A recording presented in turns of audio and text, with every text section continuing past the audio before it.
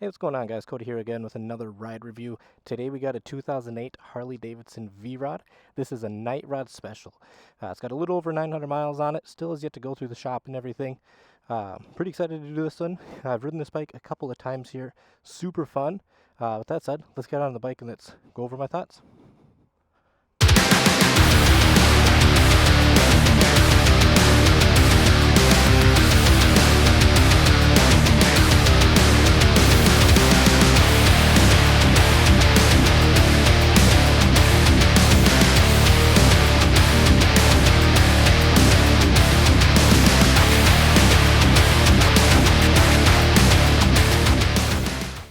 All right, getting on the bike here, kind of go over the basics of it. Get her turned on.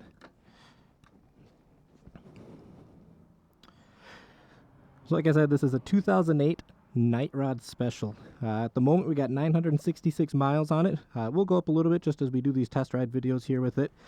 Kind of the basics of it. It is a 2008 1250cc V-twin Revolution R motor, making about 125 horsepower and 85 foot-pounds of torque. It is a 5-speed transmission as well. Let's get this going and get on the road.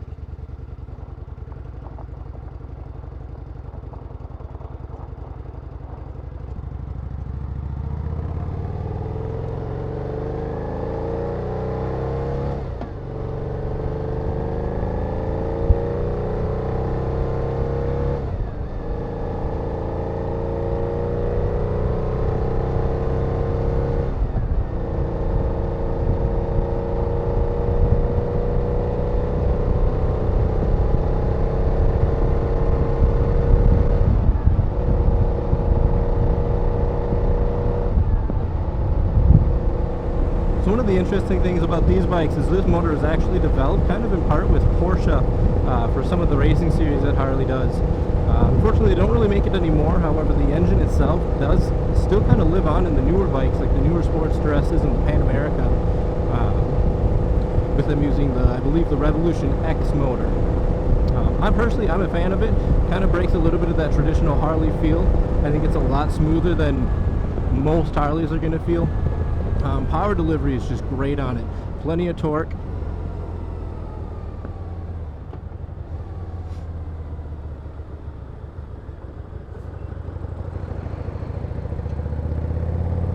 And like I was saying, plenty of torque. We got a lot of get up and go here.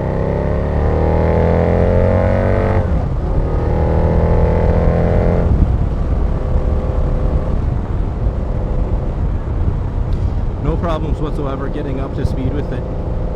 This is a bike that I would say is maybe a little bit past the beginner stage. I don't think it's totally unrideable by beginners by any means, but something that, you know, if you're to get on it and you have no experience, you might find yourself in trouble. I think the controls and everything are plenty easy enough. Clutch is not too stiff. I personally think it's actually a good feel. Really easy to find the friction zone of it. But with the torque and the power that it has and just how it puts it down, even though it's relatively easy to keep it calm, a newer rider might find that it's a bit much to handle.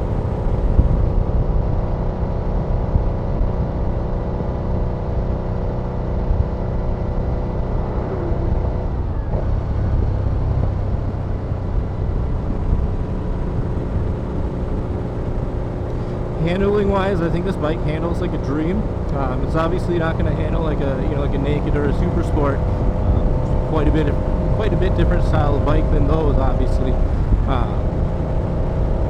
But if you're the type of rider that you still like to have a fairly nimble bike, I think it does pretty well. It is fairly heavy, north of 500 pounds, but the weight is all down low. So it helps with a lot of that balance, even at slow speeds.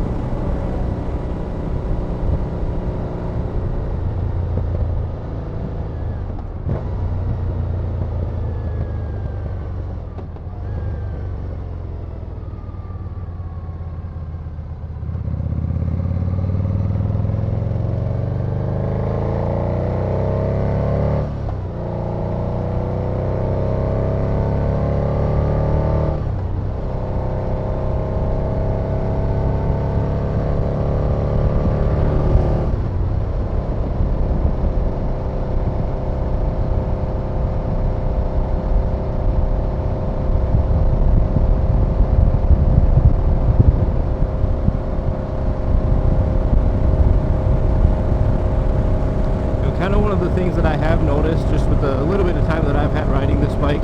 If you're going through an area that's a little bit tighter and you're kind of pushing it a little bit, you know, through the corners and everything, the front end can start to have a tendency to start feeling a little light and kind of like it's, you know, kind of doing its own thing. I've never felt like the front end was going to get away from me, but it is something to be aware of. If you're looking for, you know, if you're looking for a bike that's going to handle like it's on rails through the corners, maybe isn't the bike for you. But if you're looking for something that's a nice, you know, well handling, but kind of more focused on that muscle cruiser style, I think this is a great option.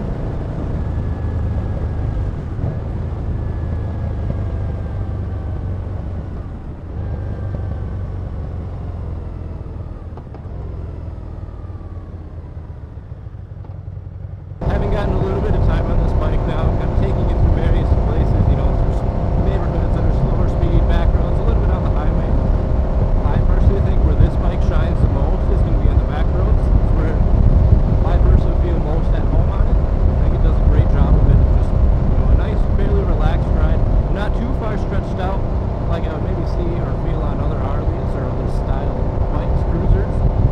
We do have the forward controls, but they're not so far out in the front, with the handlebars not being so far out as well, as where I feel like I'm just reaching for everything. But I would say after a longer cruise, you'll probably get a little uncomfortable. Same with the seat, pretty decent seat on it. You know, better than some of the lower spec bikes, say like the Scout Power 60. But again, after 60 miles or so, I'm probably going to be wishing I had a different bike. That said, it's not like it's not doable. I think with enough seat time and enough time on the bike, you would just get used to it and get a little more accustomed to how it feels, where it maybe wouldn't be as uncomfortable anymore. But right out of the gate, that's one of the things that I've noticed about it.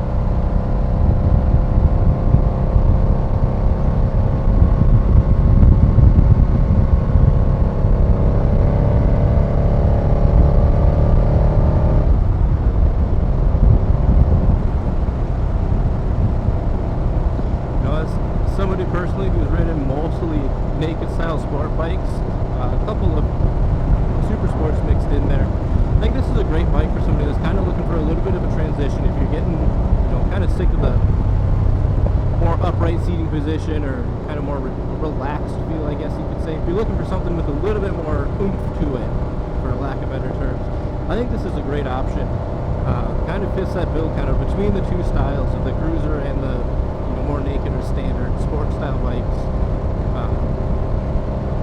It's got plenty of power to keep really anybody happy for probably forever. I don't really ever feel like I've ever been riding this bike and just felt like it had more. And given its shortcomings a little bit here, you know, say like with the handling and everything, I still think 90% of people are not going to be able to ride this bike to its full potential. I think it'd take a very skilled rider to really push this bike to its absolute limits and still remain in control at least.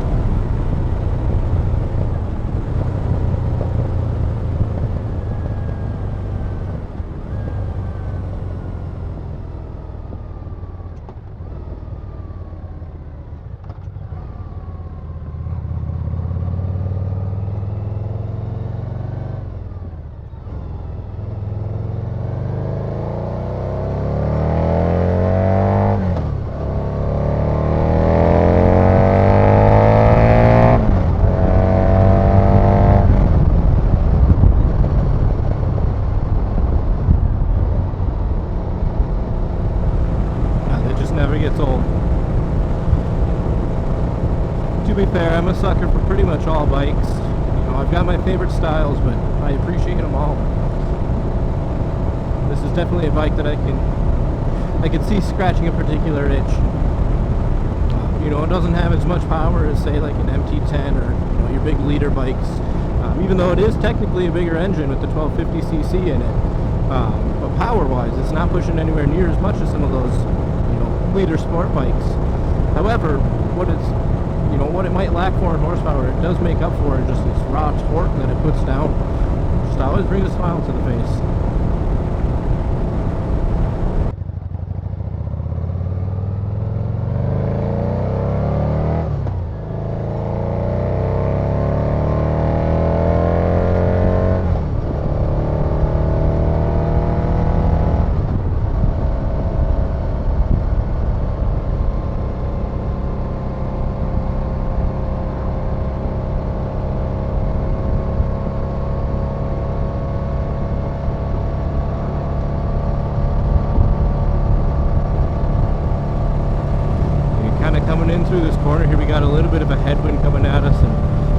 turn the bike over a little bit more under some power, I can kind of feel the front end getting a little bit light. Not necessarily entirely confidence inspiring, but I also don't feel like it's going to get away from me. I wouldn't really want to push it too hard in those kinds of situations. So. Another thing that I've noticed on the bike here, when you're under power and accelerating, you're trying to deliver the beans, so they say. One thing I've noticed that the bike does not necessarily like too much is if you're trying to shift quick. But I don't mean like clutchless shifting, but actually just shifting fast, even with the clutch. It does prefer kind of smoother buttery shifts. It starts to feel a little notchy if you're trying to be too quick with that. Maybe that's just a fault of my own, just not being good enough. I haven't tried doing clutchless lifts. I'm not really too interested. I'm not racing anybody. And also, you gotta sell the bike. I'm not really too interested in trying that on bikes that are not mine.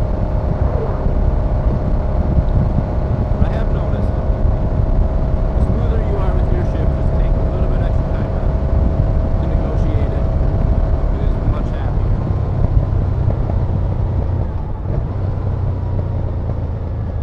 Rev matching's pretty easy on it though.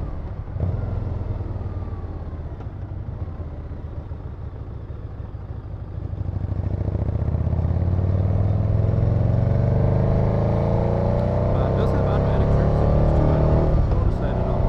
But after you make the turn, I don't know if it's just set on a timer or if it's just got some sort of sensor in there that notices when it's been leaned over and then it tips back up. But the turn signals do turn themselves off automatically. That's nice, especially you newer riders. If you're still getting used to how all those controls work, turning your turn signals off is an easy thing to forget to do. A lot of guys in the bike community like to poke a little bit of fun at that. But that's a nice little feature, kind of helps you look a little bit less like a newbie. I do also appreciate having the left turn signal on the left handlebar, same with the right on the right handlebar. I think that makes more sense personally. I applaud Harley for doing that. I don't really see that on too many bikes.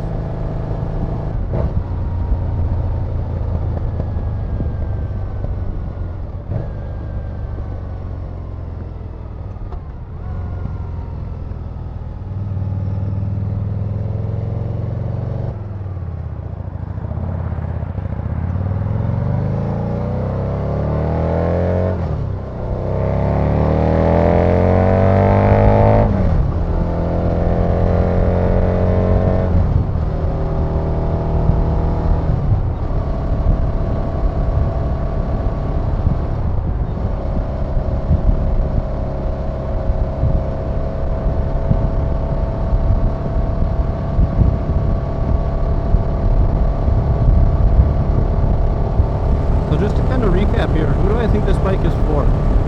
I don't personally feel this bike is a beginner's bike. It is doable.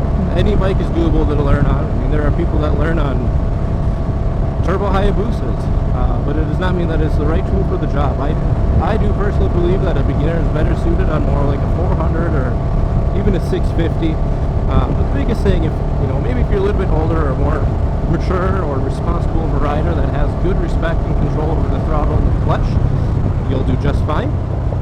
But if you are brand new to motorcycles and still learning how to even operate, I would not recommend this bike. This would be a good second or third bike. With that said, let's get back to the shop here and we'll kind of recap everything. Alright, so after our quick little test ride there, we got 980 miles on the clock. Like I said, 5-speed gearbox, 1250cc V-twin Revolution engine making 125 horsepower, about 85 foot-pounds of torque.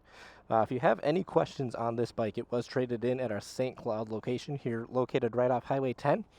Feel free to reach out with us with any questions. This bike should hopefully be going through the shop here just to get a general service done to it. Just making sure everything checks out. With the low mileage and riding it myself personally a little bit here, I don't think there's anything wrong with it, but always good to have a second look by an actual certified tech. Take a look at it. Like I said, with any questions, feel free to give us a shout. 320-253-7878. That'll get you to our sales department in the St. Cloud store. Thanks, guys. Hope you have a great day.